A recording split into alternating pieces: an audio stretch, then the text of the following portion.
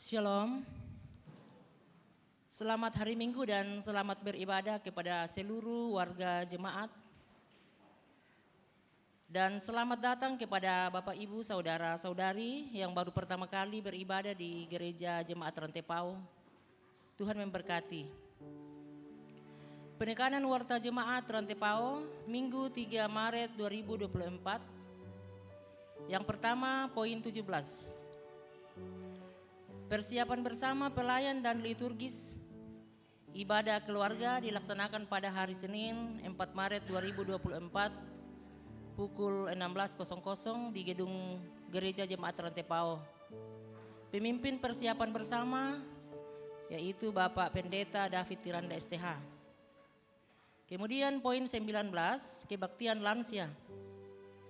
Dilaksanakan pada hari Senin 4 Maret 2024 pada pukul 9.00 di rumah Nenek Lola, samping kantor PDIP Perjuangan, kelompok pelayanan 7, Jalan Pramuka. Atas perhatian dan kehadiran para lansia Jemaat Rantepao diucapkan terima kasih.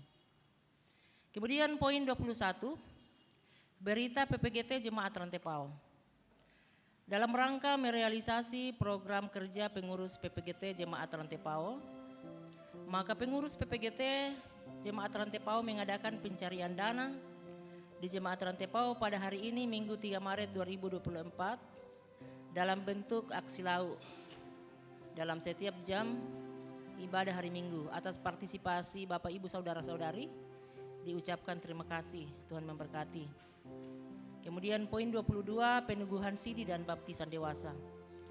Peneguhan sidi peserta katekisasi dan baptis dewasa dilaksanakan pada hari ini Minggu 3 Maret 2024 pukul 11.00 di gedung pelayanan Jemaat Rantepao.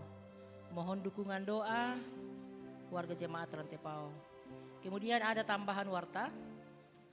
Yang pertama, disampaikan kepada seluruh warga Jemaat Rantepao bahwa mulai minggu pertama bulan Maret 2024 ibadah keluarga PPGT, PWGT diaktifkan kembali. Atas perhatian kita semua diucapkan terima kasih. Kemudian yang kedua, ucapan terima kasih kepada keluarga besar KFC Toraja yang telah mendukung kegiatan Pekan Anak Gereja Toraja dan HUT SMGT ke-69 Jemaat Rantepao. Yang ketiga, ibadah keluarga Peter Kabanga di kelompok pelayanan 5B pada hari Selasa 5 Maret 2024 pukul 16.30. Pelayan Penatua JK Tondok, liturgis Diaken Femi Bumbungan. Yang keempat, sehubungan dengan kegiatan paduan suara ke-13 Bali International Choir Festival akan dilaksanakan pada tanggal 23 sampai 27 Juli 2024 di Bali, maka tim Smaker Voice mengadakan pencarian dana melalui basar makanan di Jemaat Rantepao pada hari Minggu 10 Maret 2024 dalam setiap jam ibadah hari Minggu. Atas partisipasi Bapak Ibu Saudara-saudari diucapkan terima kasih. Dan yang terakhir, kalau ada informasi-informasi lainnya yang lebih lengkapnya atau Bapak Ibu Saudara-saudari membutuhkan informasi selanjutnya, silakan dibaca di warta jemaat masing-masing.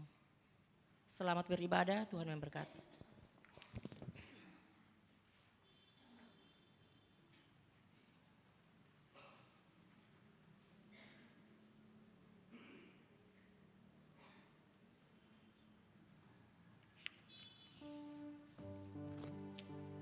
Shalom Bapak Ibu, Saudara-saudara sekalian, selamat beribadah.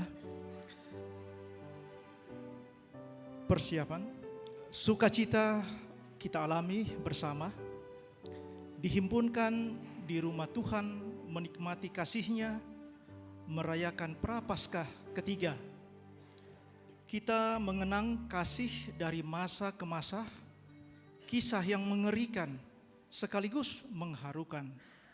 bahwa Yesus yang menderita justru mengasihi kita agar kita diangkat dari penderitaan kita. Itulah hikmat di balik salib. Ia menderita untuk membebaskan kita dari penderitaan. Marilah kita puji dan mengagungkan namanya yang kudus. Silakan Bapak Ibu sidang jemaat berdiri. Kita mengangkat pujian jadi nyanyian kidung baru, Terpujilah Allah.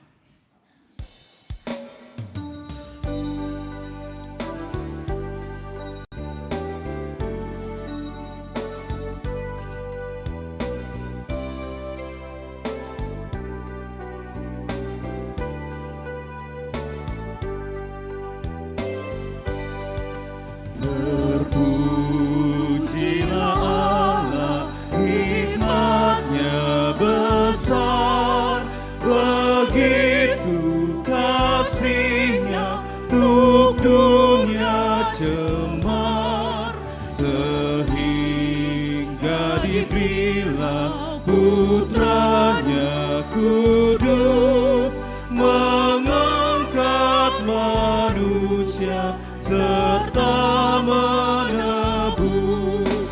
Pujilah, pujilah, buatlah dunia bergemar, bergemar mendengar suaranya.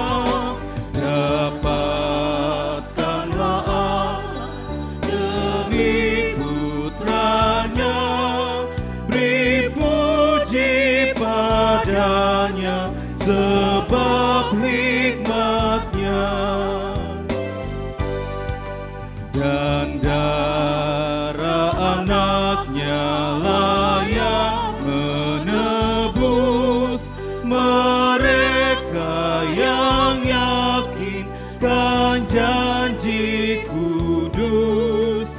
Dosanya betapapun juga keji dihapus olehnya, dibasuh bersih.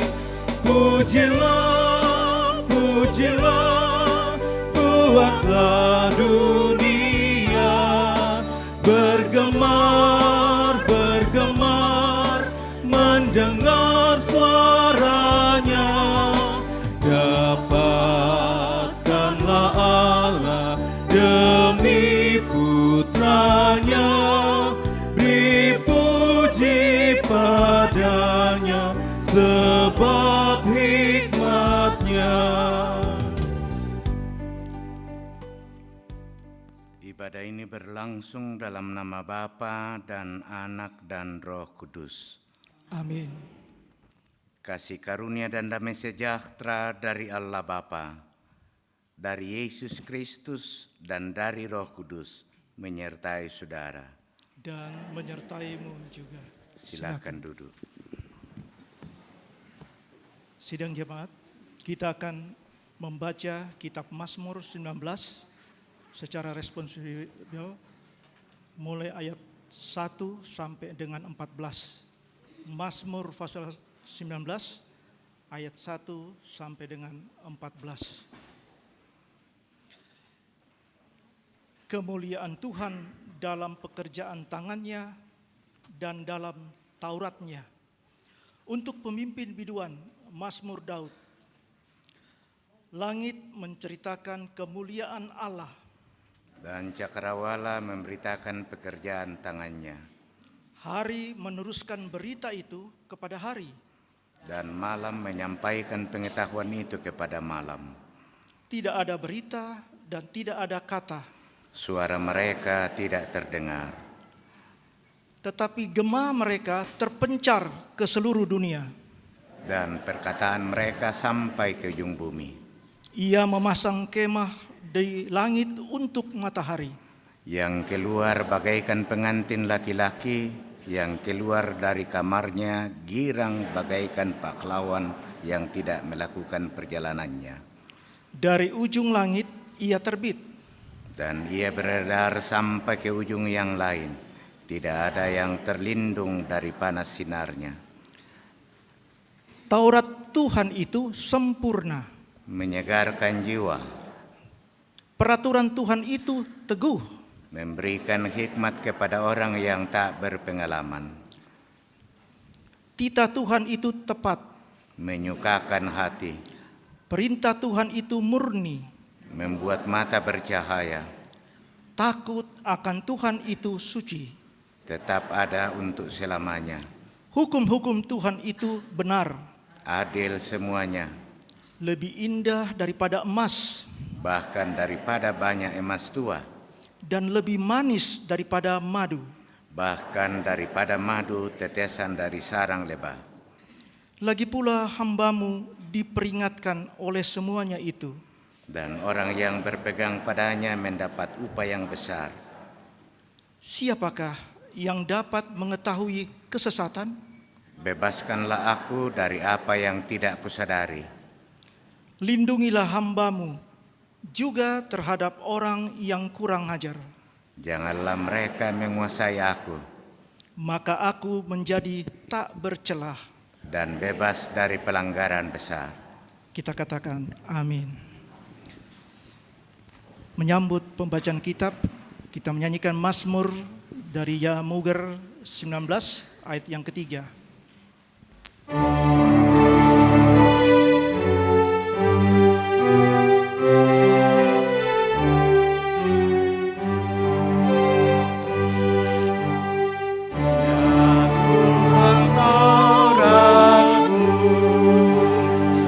Sempurna dan teguh, membuatku segar. Firman-Mu lah terang, yang tidak terbenam.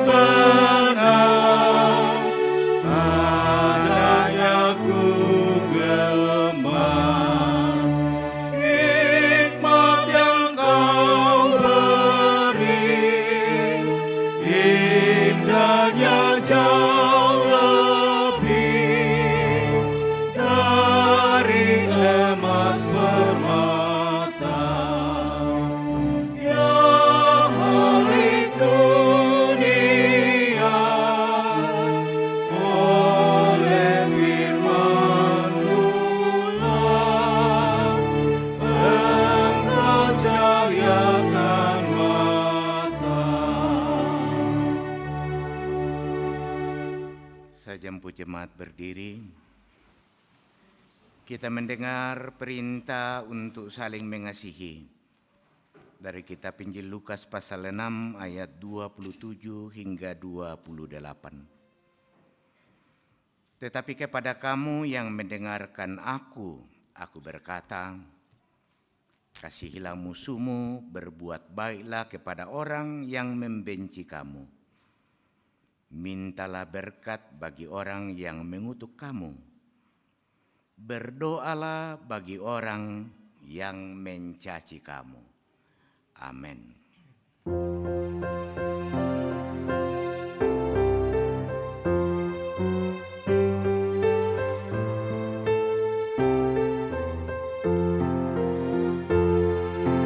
Kasihi musuhmu, jangan dibenci.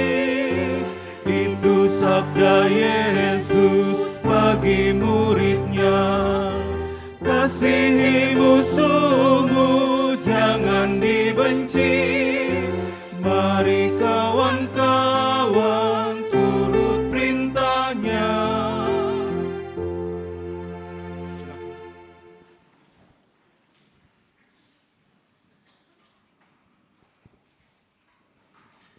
Dengan menyesal dan malu, marilah kita memohon. Kasihanilah aku ya Allah, menurut kasih setia-Mu. Hapuskanlah pelanggaranku menurut rahmat-Mu yang besar. Bersihkanlah aku seluruhnya dari kesalahanku, dan tahirkanlah aku dari dosaku. Sebab aku sendiri sadar akan pelanggaranku. Aku senantiasa bergumul dengan dosaku. terhadap Engkau sajalah aku telah berdosa dan melakukan apa yang Kau anggap jahat, supaya ternyata Engkau adil dalam putusanmu, bersih dalam penghukumanmu. Sesungguhnya dalam kesalahan aku diperanakkan, dalam dosa aku dikandung ibuku. Sesungguhnya Engkau berkenan akan kebenaran dalam batin, dan diam-diam Engkau memberitakan hikmat kepadaku. Bersihkanlah aku daripada dosaku dengan hisop, maka aku menjadi tahir. Basuhlah aku, maka aku menjadi lebih putih dari salju. Biarlah aku mendengar kegirangan dan sukacita. Biarlah tulang yang Kau remukkan bersorak-sorak kembali. Ku heran Allah mau memberi.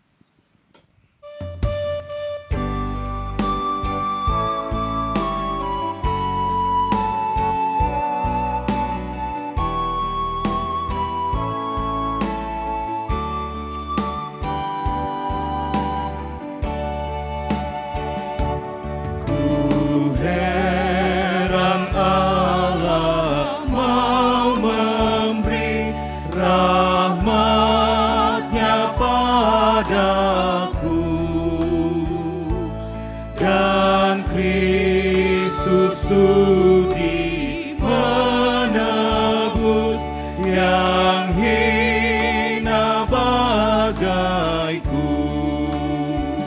Namun ku tahu yang ku percaya, dan aku yakin kan kuasanya. Ia menjaga yang ku taruhkan hingga harinya kelak. Kepada kamu sekalian yang tunduk dalam penyesalan, berita anugerah dari Allah dinyatakan kembali. Ia telah melepaskan kita dari kuasa kegelapan dan memindahkan kita ke dalam kerajaan anaknya yang kekasih. Di dalam Dia kita memiliki penebusan kita, yaitu pengampunan dosa. Bersyukur sidang jemaat kita pada hari ini kita boleh menerima sepanjang seminggu yang lalu dan sampai sekarang ini berkat-berkat Tuhan. Untuk itu kita akan mempersembahkan berkat bagi Tuhan dengan dasar diambil dari Mazmur 103 ayat yang kedua. Pujilah Tuhan, hai jiwaku, dan janganlah lupakan segala kebaikannya, sambil pundi dijalankan. Tuhan pencipta semesta.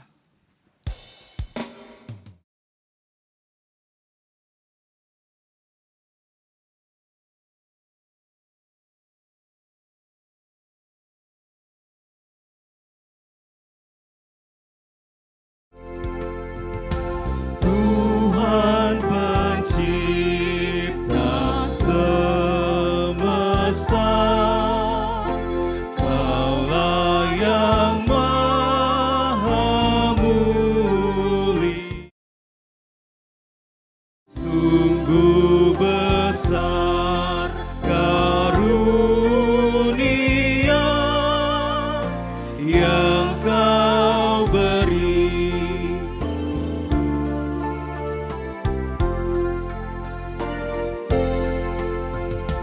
Kasih-Mu nyata terjalma di sinar surya yang cerah, di sawah dan tuaiannya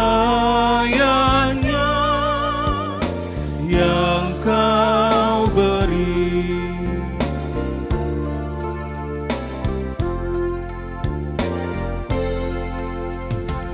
Puji syukur terimalah atas berkat anugerah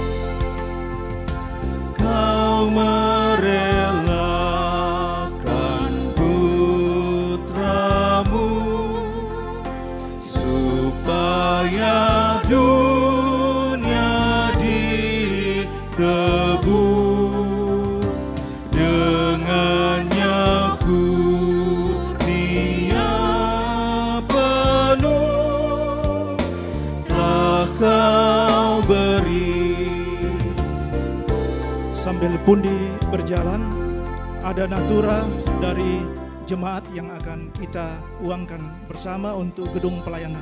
Disilakan.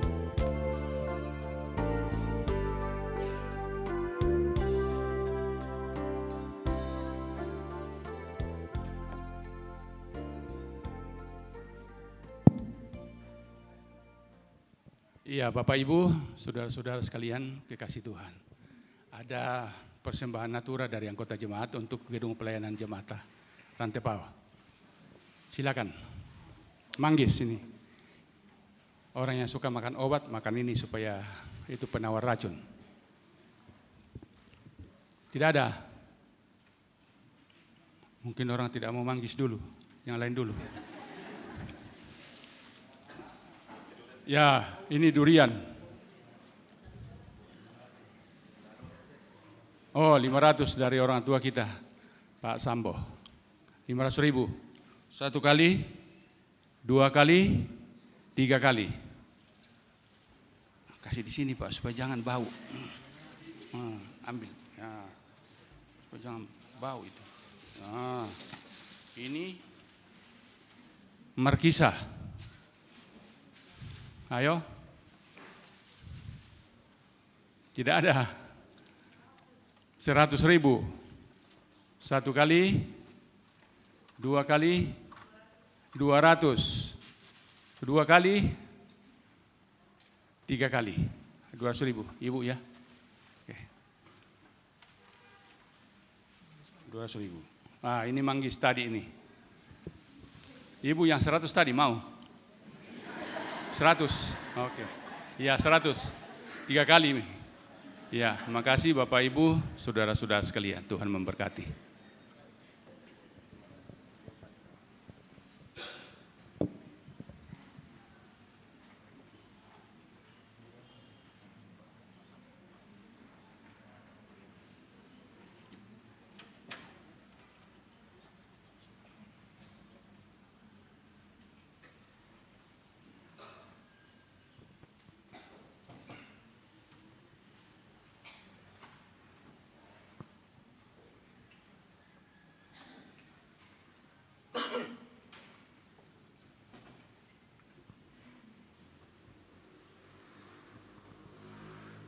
Mari kita bersyukur. Ya Tuhan Allah Bapa kami, yang kami puji, yang kami muliakan. Terima kasih oleh karena walaupun Engkau mengenal keterbatasan kami, tetapi Engkau berkenan melibatkan kami melalui pekerjaan-Mu yang kudus, melalui persembahan. Dengan ini pula Engkau telah mendatangi umat-Mu dengan berkat-Mu dan juga melalui natura yang telah diuangkan. Kiranya Tuhan memberkati dan menjadi kemuliaan bagi Tuhan dan untuk kelebaran kerajaan-Mu dan juga di dalam pelayanan-Mu. Bapa di sorga, kami tetap berdoa untuk yang masih ada pada diri kami masing-masing. Tolong kami, beri kami tanggung jawab dan bagaimana kami mengelolanya dengan baik dan kami mempergunakannya seturut dengan kehendak-Mu. Ini doa syukur kami yang kami bawa di dalam nama Yesus Tuhan kami datang kepadamu. Amin.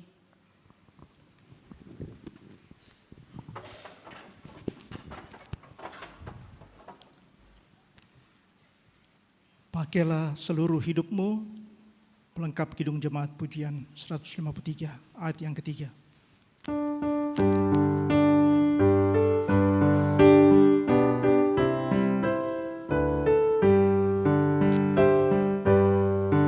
Ingatlah akan Penciptamu pada masa mudamu, sebelum tiba hari tua, persembahkan karyamu. Berkat Tuhan tersedia bagi orang yang meminta. Dia tahu yang kau butuhkan, kini dan selamanya.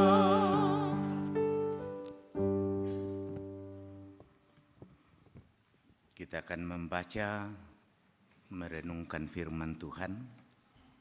Kita mohon tuntunan Roh Kudus, kita berdoa. Di Minggu Prapaskah yang ketiga ini, kami umat-Mu berkumpul bersama di gedung gereja Jemaat Rantepao. Kami menyembah Engkau Tuhan pagi ini. Kami mensyukuri kasih dan pemeliharaan-Mu, tetapi juga menyiapkan hati, rindu mendengar isi hati Tuhan melalui firman Tuhan yang nantinya kami baca dan renungkan bersama.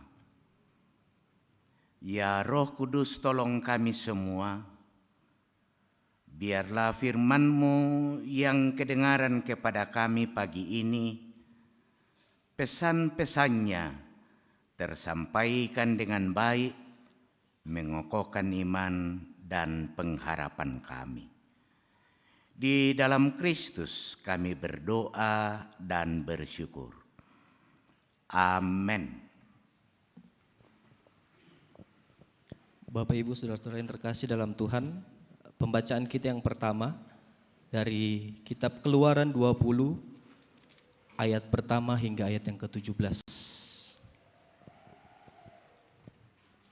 Keluaran pasal yang ke-20 ayat pertama hingga ayat yang ke-17.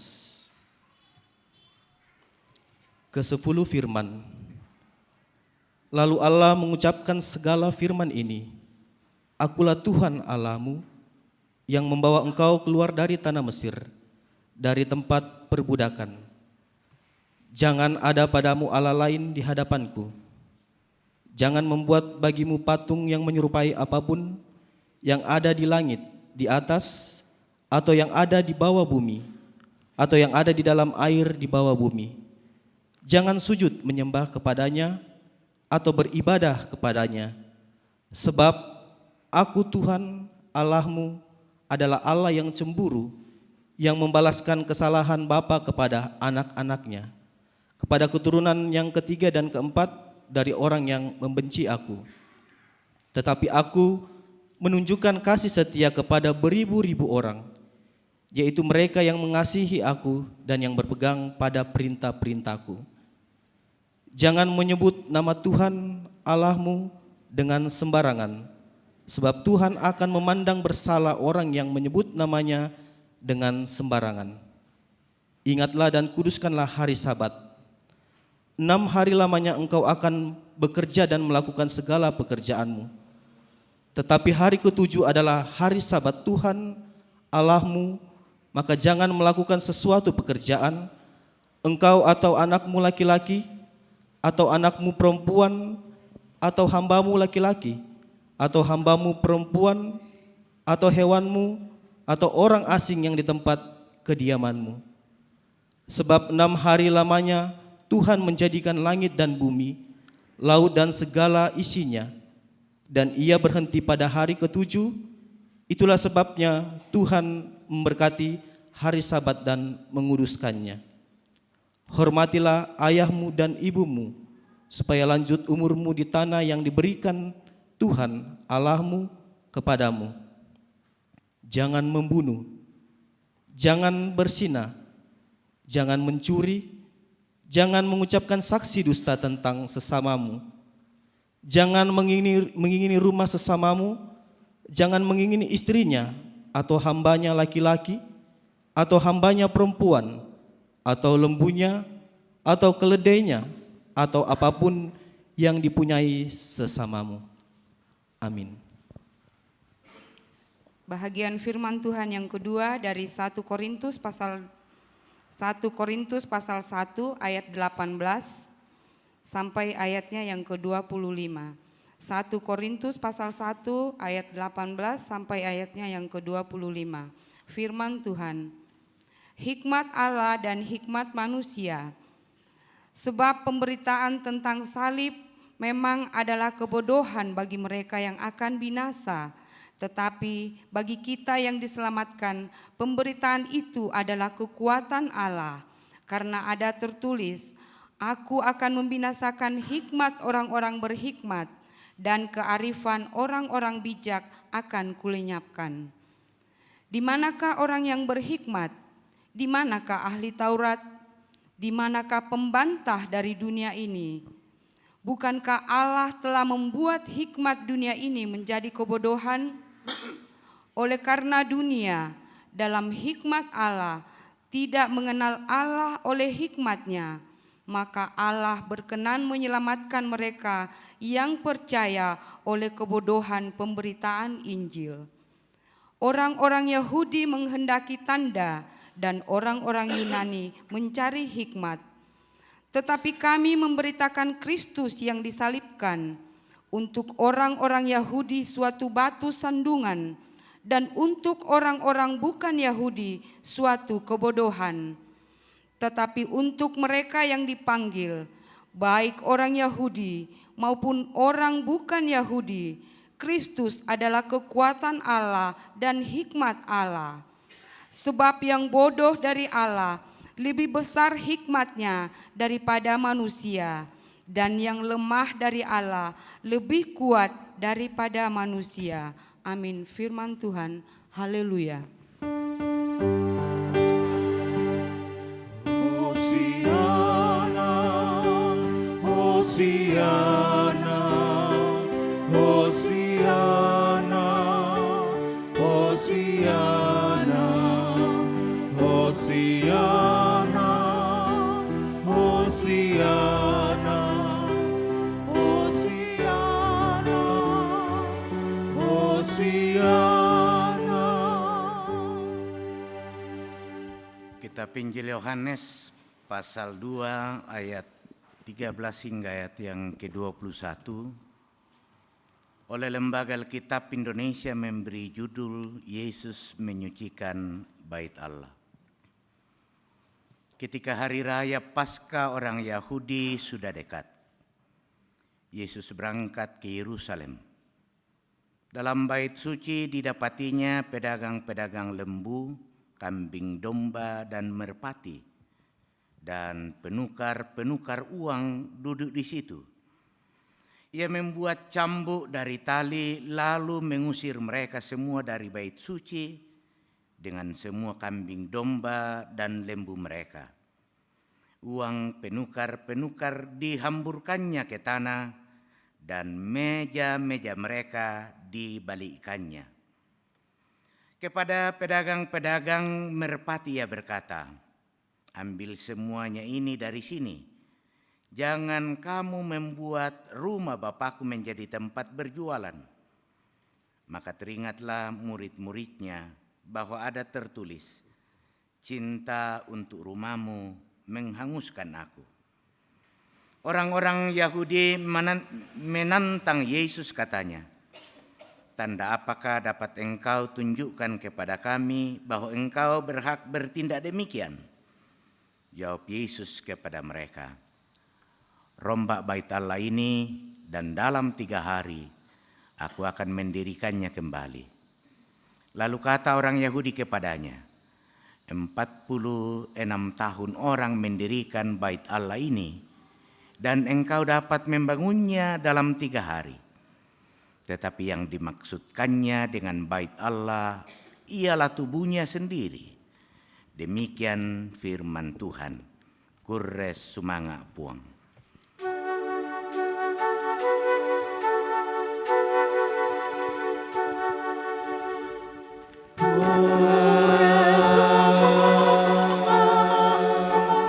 Duka demi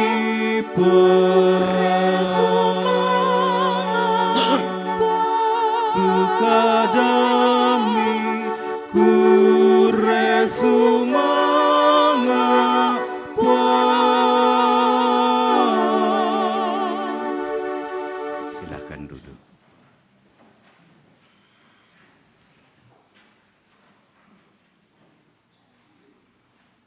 Kita akan menitik beratkan perenungan kita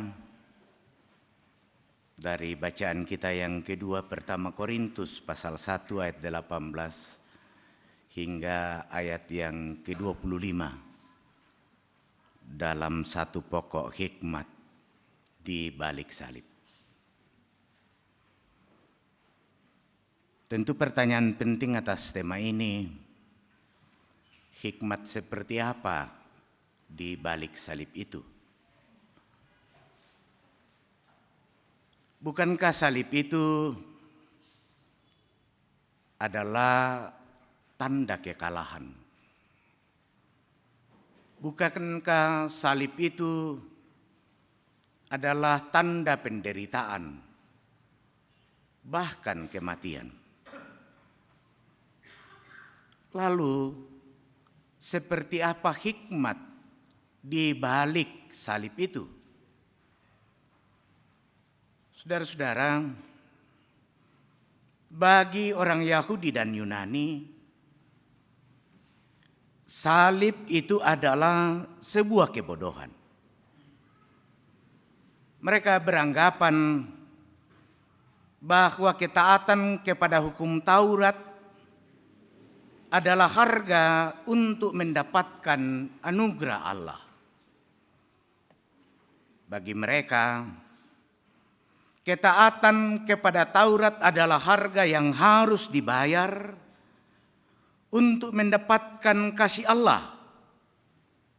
Makanya salib bagi mereka adalah kebodohan.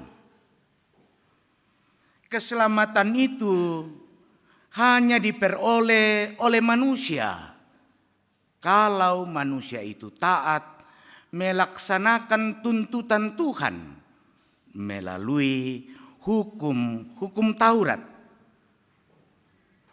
Makanya dalam bacaan kita yang pertama, kitab Keluaran pasal 20 ayat 1 hingga ayat yang ke-17. Musa menyampaikan 10 hukum kepada bangsa Israel. Setelah bangsa Israel keluar dari tanah Mesir, tanah perbudakan, tanah di mana dia sangat mengalami pergumulan dan penderitaan. Bagi Musa, hukum yang disampaikan oleh Allah kepada mereka haruslah dilihat sebagai respon atas anugerah Allah yang telah menyelamatkan mereka dari penindasan dan perbudakan. Hukum itu harus menjadi tuntunan sekaligus menjadi pengingat bagi mereka. Sayang sekali bahwa bagi orang Yahudi dalam membangun iman mereka, dia lalu menerapkan iman ala transaksi. Allah dengan hukumnya, manusia dengan ritus dan ketaatannya. Sementara orang Yunani dalam transaksinya dengan Tuhan, dia lalu mengandalkan pengetahuannya. Tapi Bapak Ibu Saudara-saudara, justru Allah mengorbankan dirinya sendiri melalui Yesus Kristus untuk membayar harga, dan harga yang dia bayar itu adalah anugerah keselamatan bagi manusia. Inilah yang disampaikan oleh Rasul Paulus dalam bacaan kita yang kedua. Ia mengingatkan kita orang percaya agar kita tidak seperti orang Yahudi, orang Yunani yang berupaya untuk menjalani kehidupan yang dibingkai dengan hidup pola transaksional. Karena jalan seperti ini adalah jalan menuju kepada kebinasaan. Paulus katakan dalam ayat 18, memulai percakapan, seruan yang bernada keras kepada orang Yahudi, kepada orang Yunani. Sebab pemberitaan tentang salib adalah kebodohan bagi mereka yang akan binasa. Tetapi bagi kita yang diselamatkan, pemberitaan itu adalah kekuatan Allah. Saudara-saudara, memang bagi orang-orang Yunani atau bagi kaum intelektual, salib itu adalah sebuah kebodohan. Bagi mereka, salib itu adalah sebuah kekonyolan. Sebab salib itu adalah simbol dari sebuah kehinaan. Bagi mereka, manalah mungkin Allah yang begitu agung, Allah yang mulia, yang kudus, hadir dalam kondisi yang hina. Allah itu adalah realitas kebesaran, sedangkan salib adalah realitas dari kehinaan dan penderitaan. Karena itu, bagi orang Yunani, mereka beranggapan bahwa salib adalah kebodohan. Dan hanya orang bodohlah yang mau mengikuti jalan salib. Demikianlah dengan pandangan orang Yahudi. Bagi orang Yahudi, salib itu adalah batu sandungan. Ayat 23 dari pertama Korintus pasal 1, bacaan kita yang kedua. Bagi orang Yahudi, salib itu adalah simbol kutukan. Sehingga kematian di atas kayu salib adalah kematian yang mengerikan. Kematian orang-orang yang kena kutuk. Manalah mungkin bagi seorang Yahudi dapat menerima bahwa salib itu adalah pilihan Allah dalam mewujudkan rencananya untuk menyelamatkan dunia dan manusia yang telah dirusakkan oleh dosa. Karena itu bagi orang Yahudi, salib akan tetap menjadi batu sandungan. Bagi mereka untuk percaya kepada Yesus sebagai Mesias yang telah ditetapkan oleh Allah, menyelamatkan dunia dan segala isinya, bagi orang Yahudi tetap menjadi batu sandungan. Karena itu saudara-saudara, Paulus selalu mencoba untuk memberi penguatan, memberikan ajaran yang baru di luar ajaran Yunani, pandangan Yunani dan pandangan Yahudi. Bagi Paulus, salib adalah proklamasi yang agung dari Allah, bahwa Ia sungguh mengasihi dunia ini. Ia sungguh mengasihi manusia, mengasihi kita semua, sehingga Dia rela mati di kayu salib. Dia rela dalam kehinaan menyerahkan hidup dan nyawanya dan berteriak di atas kayu salib. Allah bersedia menyerahkan nyawanya karena cintanya kepada dunia, kepada manusia, dan kepada kita. Bagi setiap orang percaya, menurut Paulus, salib adalah fakta penyelamatan yang tidak terbantahkan lagi. Salib itu adalah kekuatan Allah yang menyelamatkan. Karena salib itu, maka kita yang percaya disebut sebagai orang-orang yang telah menang, bahkan lebih dari pemenang. Itu dijelaskan dalam kitab Roma pasal 8 ayat yang ke-37. Bagi Paulus, pengorbanan Kristus di atas kayu salib itu tidak hanya ditujukan kepada orang-orang tertentu saja. Tidak ditujukan hanya kepada mereka-mereka yang rajin, yang taat melakukan ritual keagamaan.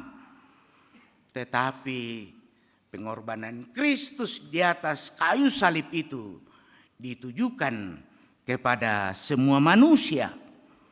Ditujukan kepada saya, ditujukan kepada orang yang tak berdaya.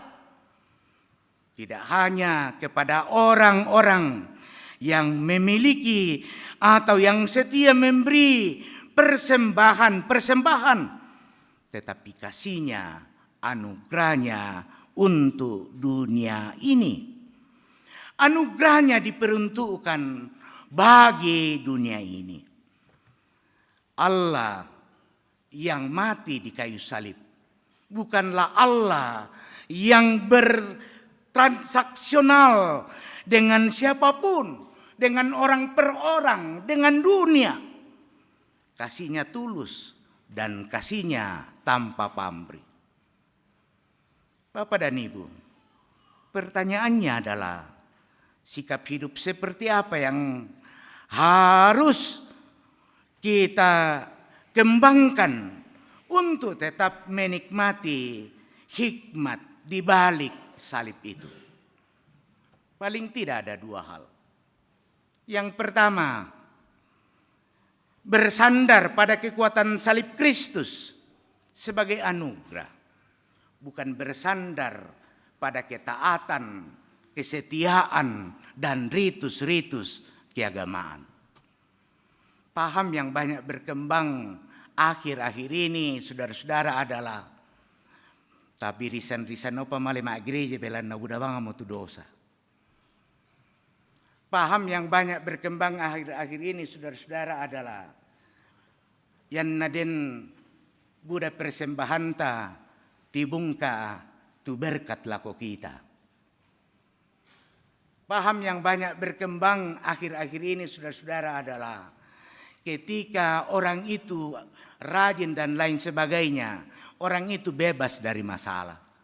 Tapi faktanya tidak seperti itu. Kenyataannya tidak seperti itu. Karena memang kasih Allah bukanlah kasih transaksional. Sangat berbeda dengan hikmat dunia. Dunia berpikir, apa yang saya berikan akan saya memperoleh sesuatu. Makanya dunia berupaya untuk melakukan transaksional. No kata Pak Bengan apa, kita itu apalah na tarima. Tapi dalam iman, pada salib Kristus, satu pun tidak ada transaksional. Paulus katakan, salib adalah hikmat dan kekuatan Allah. Saudara-saudara, umumnya kekuatan itu diukur dari kemampuan mengalahkan musuh. Seperti seorang pahlawan yang heroik, semakin banyak musuh yang dikalahkan, semakin kuatlah orang itu. Namun pertanyaannya, siapa lawan terkuat yang dihadapi oleh manusia? Lawan terkuat, lawan terbesar manusia bukanlah musuh. Tetapi lawan terkuat dan terbesar bagi manusia adalah dirinya sendiri. Mengalahkan diri sendiri adalah sebuah pengorbanan. Inilah kekuatan Allah yang ditunjukkan di atas kayu salib sebagai pengorbanan. Bagi Paulus, salib itu kuat menegur setiap orang untuk melihat diri sendiri, mengoreksi diri dan bertobat dari sikap yang selama ini mengorbankan orang lain. Kekuatan terbesar dalam diri seseorang adalah kemampuan mengalahkan diri. Dan itulah pengorbanan yang dilakukan oleh Yesus di atas kayu salib. Bukankah Yesus telah mengalahkan dirinya sendiri ketika dia dalam perenungannya saat dia ada di Taman Getsemani? Saat dia menyampaikan pergumulan beratnya kepada Bapaknya, lalu dia berkata, "Bapa, sekiranya cawan ini lalu daripadaku." Dia lalu berdoa. Dia melihat betapa beratnya pergumulan itu, betapa beratnya salib itu. Dalam gumulnya, lalu dia mengalahkan akan dirinya sendiri.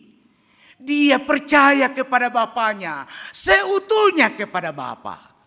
Lalu dia berkata, "Tapi bukan kehendak aku, melainkan kehendak-Mu lah yang terjadi." Banyak orang memaksakan kehendaknya di dunia ini. Termasuk mungkin tanpa kecuali dalam dunia agama. Dalam persekutuan orang percaya. Karena itu jangan heran kalau di mana-mana ada saja pribadi-pribadi yang memaksakan idenya, kemauannya, tanpa berpikir apa kepentingan orang lain. Apa kepentingan dari persekutuan itu.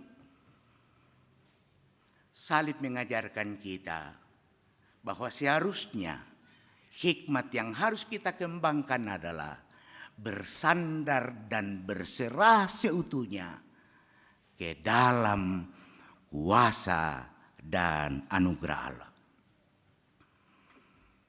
Yang terakhir, kita harus menyatakan kasih Allah kepada dunia tanpa transaksi sebagaimana hikmat dunia. Bapak dan Ibu, diakui atau tidak diakui,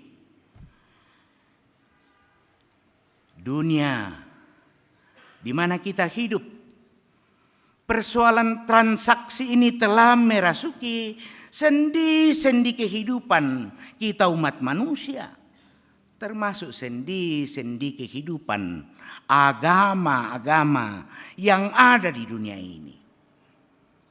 Agama-agama sering dimanfaatkan untuk kepentingan tertentu. Makanya dalam dunia politik orang lalu mengatakan, manakala agama itu dimanfaatkan maka terjadilah polarisasi. Bahkan ironinya lagi, sekali lagi ironinya lagi, kadang-kadang pelayanan ikut terseret menjadi alat transaksional atas nama pelayanan. Kita lalu mengatakan atas nama pelayanan, tanpa sadar kita terjebak dalam transaksional. Maka ada tahun aku karena pelayanan. Yang itu tamang-amang indek mito raya biasa kukua sisala jolu kota jolu manggasa. Yang indek teme yanna kematian yanna orang mati na sialai tahu. Na sialai majelis gereja na ku anggotaki. Pertanyaannya matumbai na disialai. Matumbai na dikuanggotaki. Jangan-jangan bahasa anak muda ada udang di balik batu.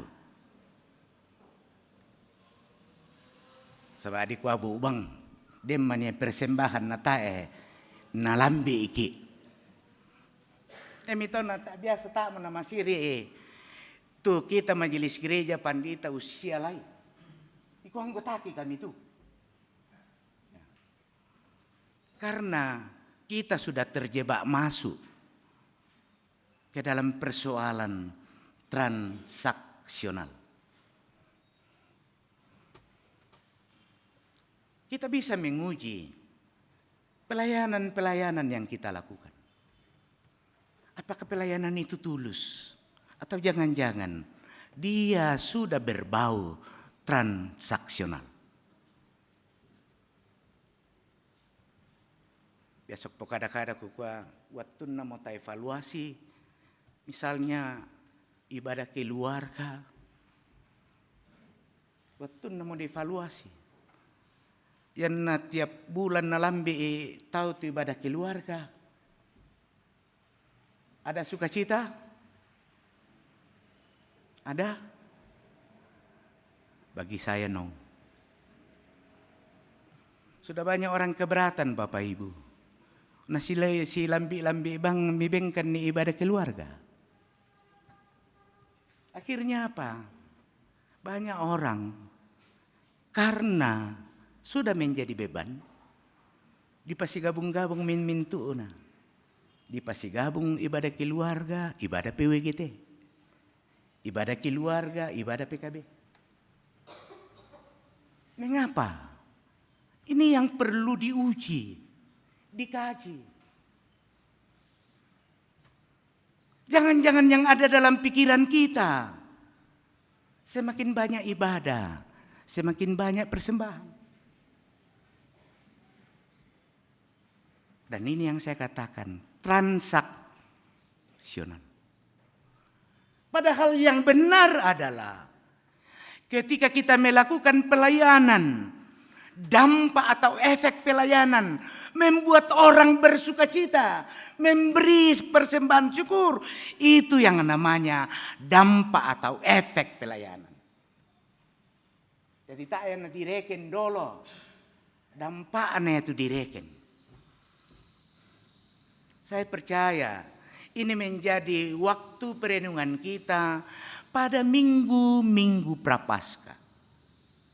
Bagaimana justru dalam berbagai gumul warga jemaat, kita memahami pergumulan warga jemaat. Karena kasih yang sesungguhnya adalah kasih yang mengerti orang, kasih yang memahami orang. Bukan kasih yang hanya mengukur orang berdasarkan ukuran dan kemauan kita. Kasih yang sesungguhnya seperti kasih Kristus di atas kayu salib adalah kasih yang mengerti orang. Kasih yang memahami penderitaan orang, pergumulan manusia. Dan karena itu dia mengambil, datang ke dalam dunia dalam kehinaan, dalam kesederhanaan, bahkan menyerahkan nyawanya karena mengerti pergumulan penderitaan umat manusia. Itulah kasih yang tulus. Itulah kasih yang tanpa pamrih. Itulah kasih yang walaupun. Mungkin Bapak Ibu sudah pernah dengar bahwa kasih ini kalau dikategorikan, dibahasakan dalam bahasa sederhana ada 3. Kasih agar, kasih karena, dan kasih walaupun. Kasih Kristus adalah kasih walaupun. Kalau kita banyak pada kasih karena dan kasih agar. Tapi Kristus yang diproklamirkan di atas salib adalah kasih walaupun. Kalaupun orang membencinya, dia tetap mengatakan, Bapa, ampunilah mereka, sebab mereka tidak mengetahui apa yang mereka berbuat. Semoga hikmat di balik salib itu sungguh menjadi kekuatan kita menjalani hidup, dan hidup karunia Tuhan ini selalu berada pada kemauan dan kehendak Kristus. Amin. Kita ambil saat teduh sejenak, kita tunduk diri.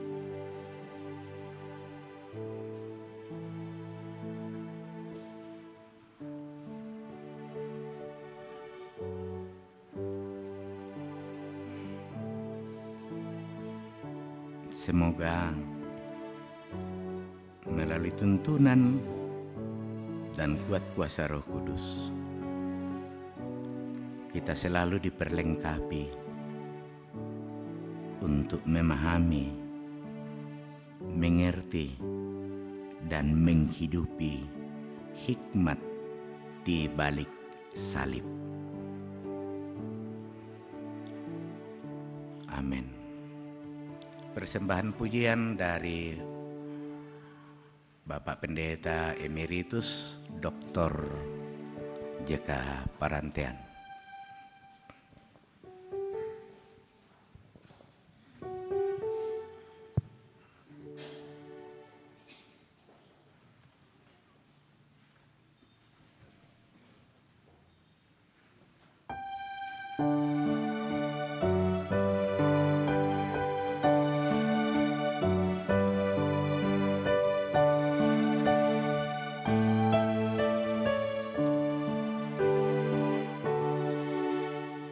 Ku percaya kuasa-Mu Tuhan, ku percaya kasih-Mu Yesus, ku percaya kuasa kasih-Mu ya Roh Kudus, ku percaya kehadiran-Mu.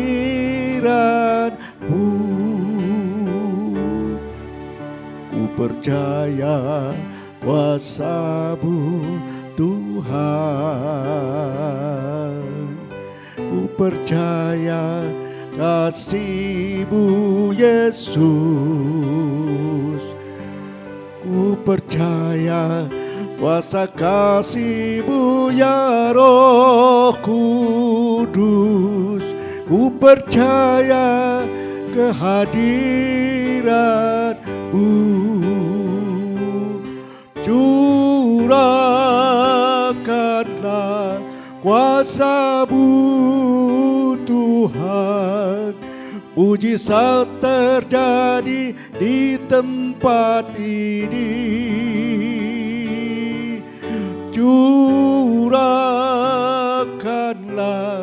kuasa-Mu Tuhan, mujizat terjadi sekarang ini.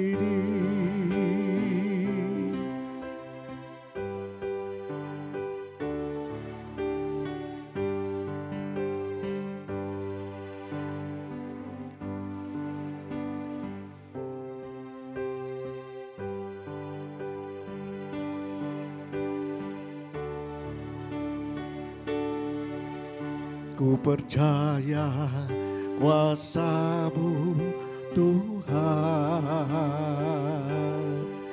ku percaya kasih-Mu Yesus,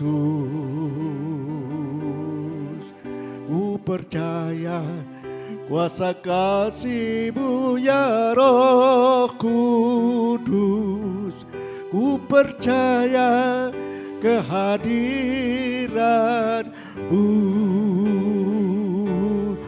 Curahkanlah kuasa-Mu Tuhan, mujizat terjadi di tempat ini. Curahkanlah kuasa-Mu Tuhan, mujizat terjadi sekarang ini. Kita semua curahkanlah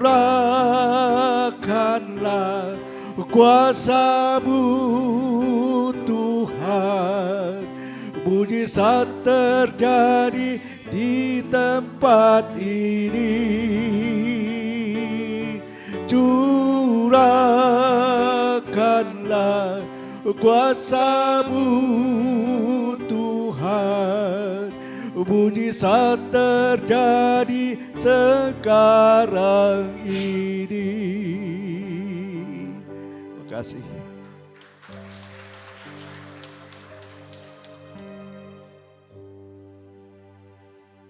Terpujilah nama Tuhan. Terima kasih Bapak Pendeta JK Berhentian yang telah memberi kita pujian, kekuatan. Tuhan menyertai Bapak bersama dengan anak dan cucu. Terima kasih.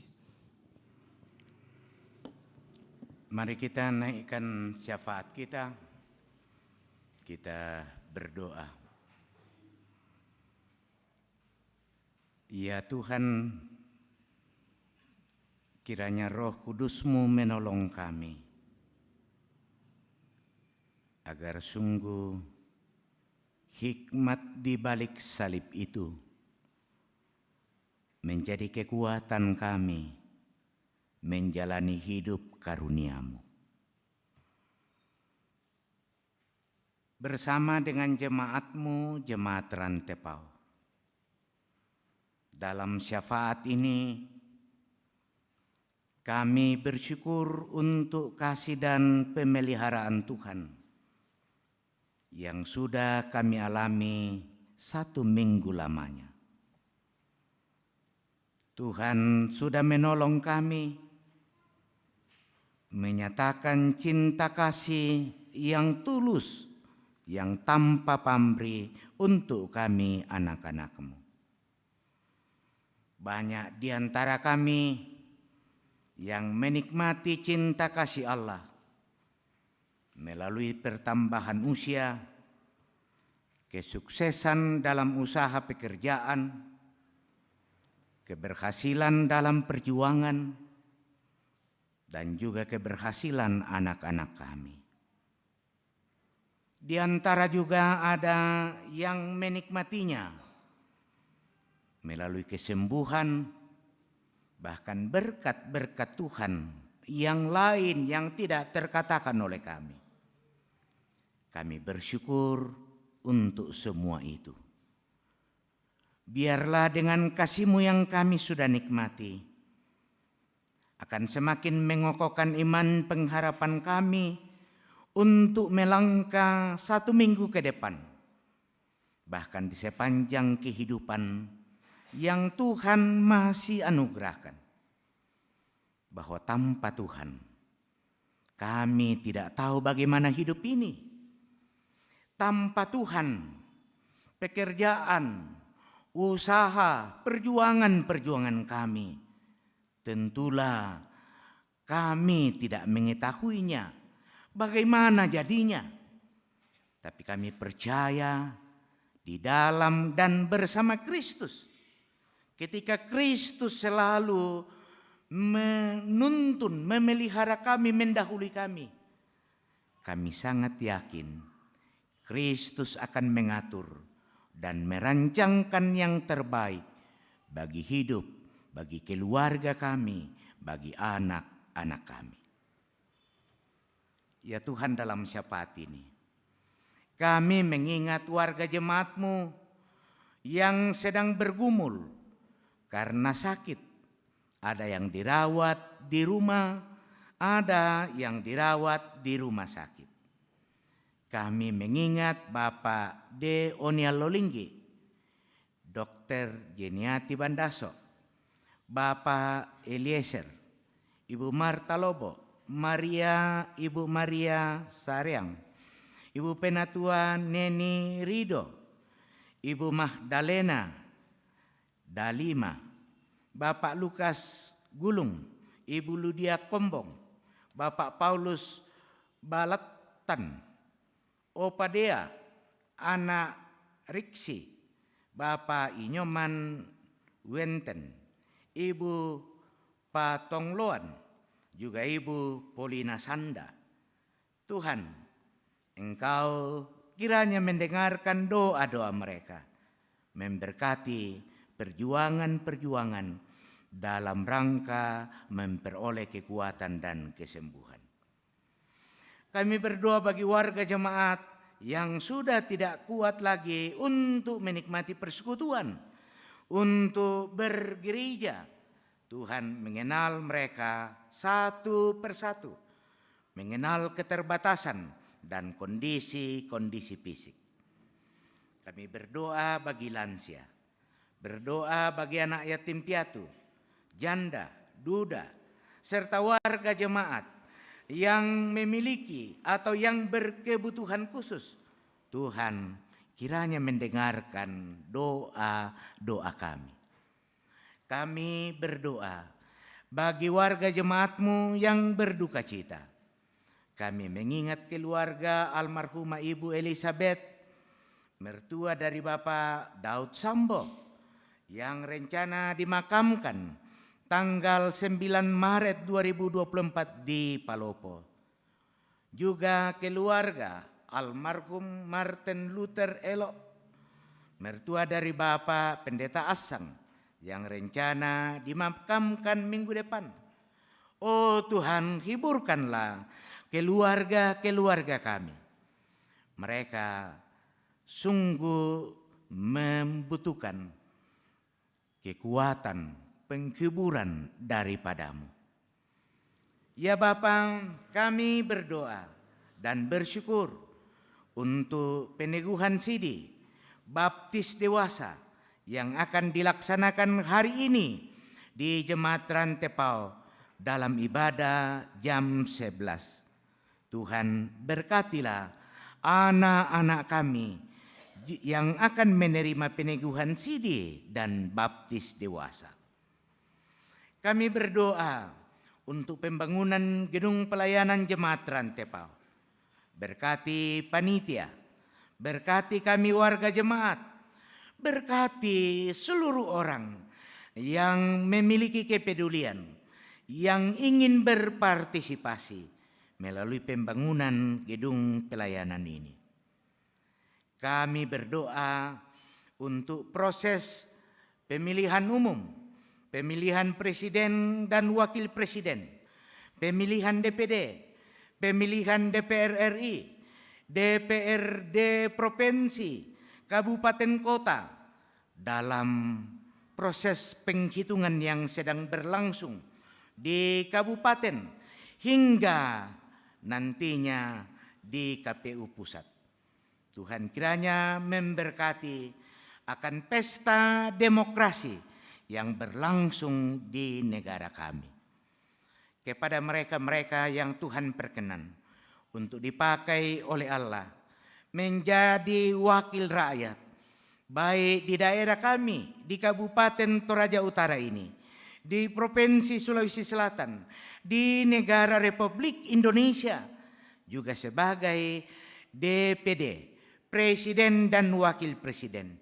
Kiranya terus diberkati oleh Allah, diberi hikmat oleh Allah, menjadi wakil rakyat, memimpin bangsa dan negara kami.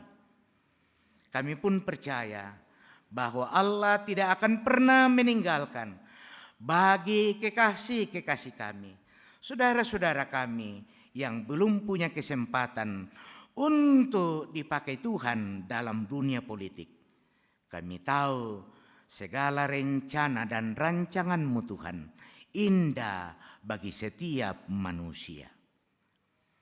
Kami berdoa untuk kedamaian, kesejahteraan bangsa dan negara kami.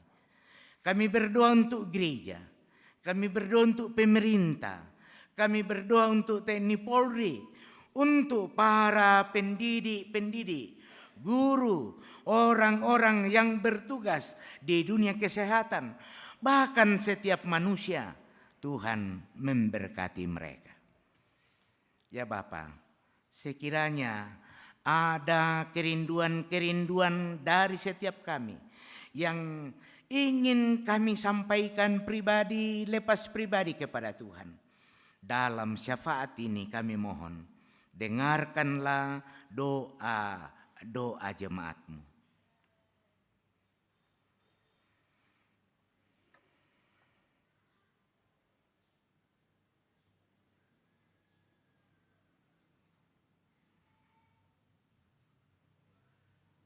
Ya Tuhan, ampunkan salah dosa kami.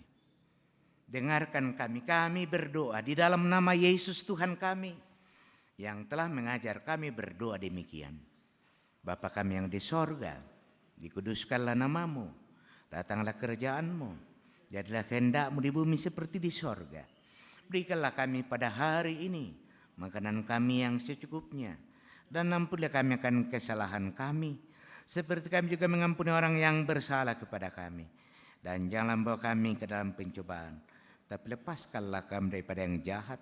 Karena Engkau yang mempunyai kerajaan dan kuasa dan kemuliaan sampai selama-lamanya. Amin. Sidang jemaat yang dikasihi Tuhan, sebelum kita menutup ibadah pengutusan dan berkat, atas nama jemaat dan Majelis Gereja Jemaat Rantepao, mengucap syukur dan terima kasih kepada Bapak Pendeta Pak Musa Sikombong yang telah diutus Tuhan untuk melayani kita pada kebaktian jam ini.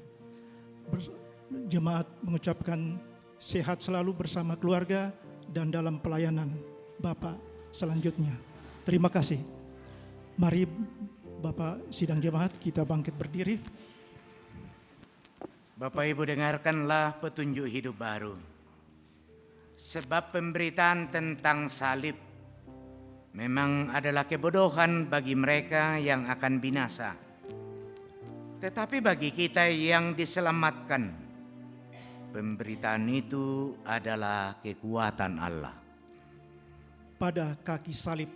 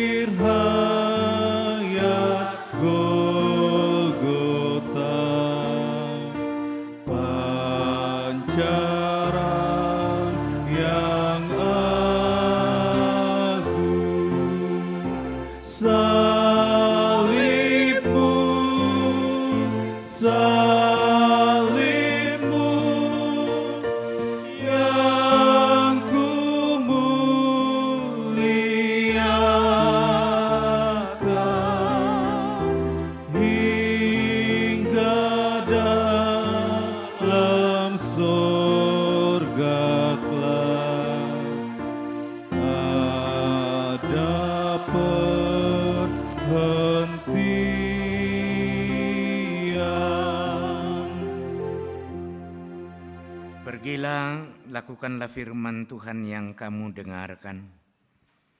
Hikmat di balik salib memampukan kita menyatakan kasih-Nya kepada sesama. Kami siap menyatakan kasih-Nya. Terimalah berkat Tuhan. Tuhan memberkati engkau dan melindungi engkau. Tuhan menyinari engkau dengan wajah-Nya dan memberi engkau kasih karunia. Tuhan menghadapkan wajah-Nya kepadamu dan memberi engkau damai sejahtera. Amin. Kasih paling agung PKJ 179 menutup ibadah kita pada pagi ini.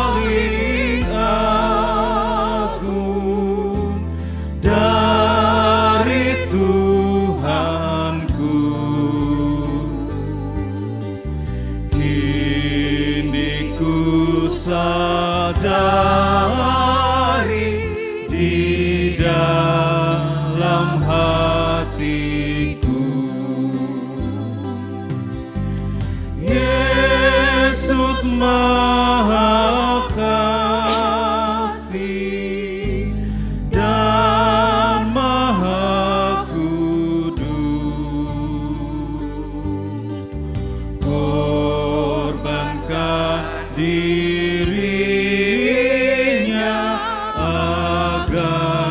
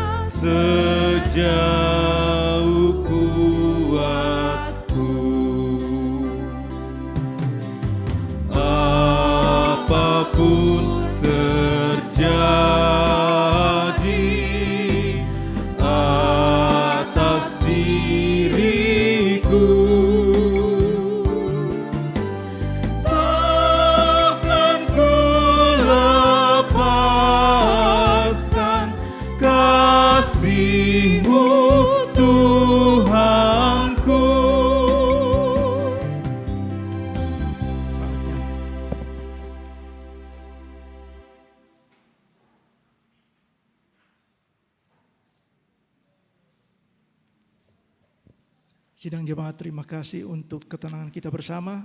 Atasnya diucapkan terima kasih. Selamat hari Minggu.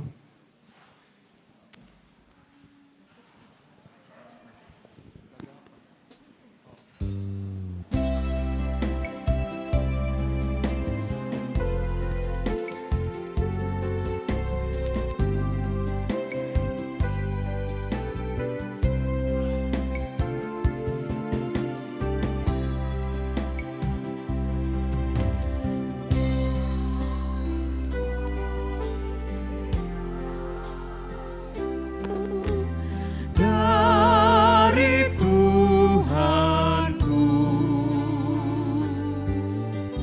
kini ku sadari di dalam hatiku Yesus Maha Kasih dan Maha Kudus, korbankan dirinya agar ku ditebus.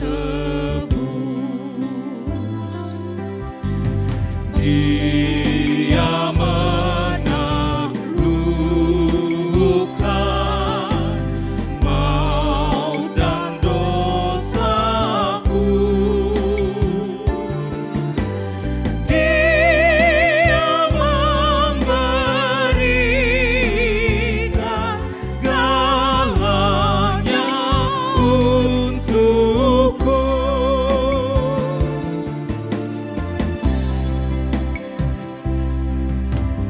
Ini kan ku ingat selama hidupku, takkan ku lepaskan sejanjang umurku. Kan ku beritakan sekelilingku dan ke ujung dunia